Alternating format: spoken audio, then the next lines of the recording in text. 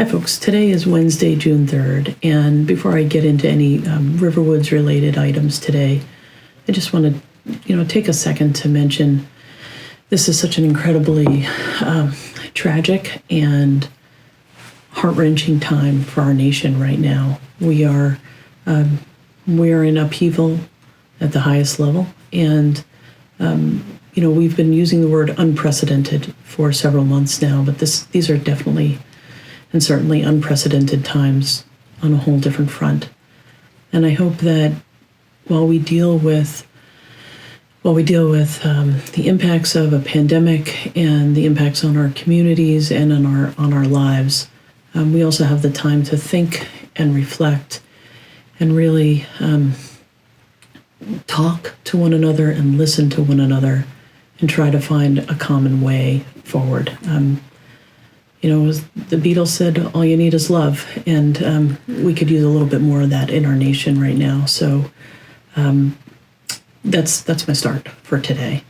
The other items to mention, as we let the communities know earlier this week, we did have a resident who lives in independent living in our Birchville campus who went to the hospital, wasn't feeling well, and tested positive for COVID-19.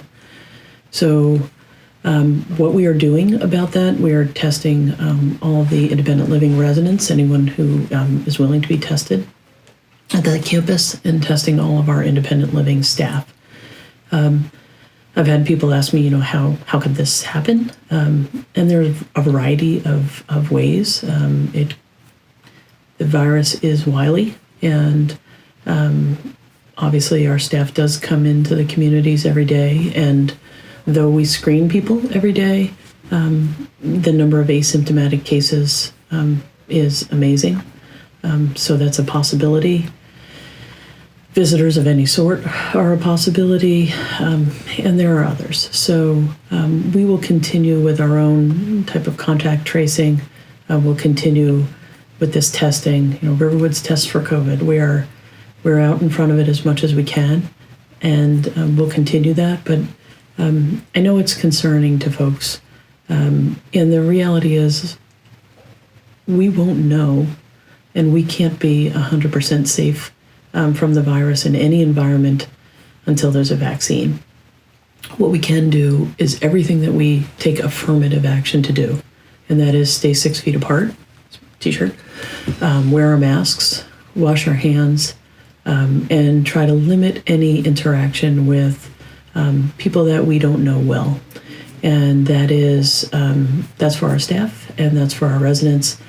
And that's why we continue to open our campuses very slowly and lag the state in terms of any kind of opening. I will say that the protests, in addition to being sad and tragic and an expression of real pain, I think, for people, they do also increase the risk of the virus spreading because you have groups of people together in close quarters. So these are the kind of things that we'll continue to track and pay attention to over the coming weeks. So with that, I'll just ask you to wash your hands, to wear your mask, to stay 6 feet apart, and to spend some time thinking about, who we are as people, who we are as a nation, who we are as a community, and how we can be better. So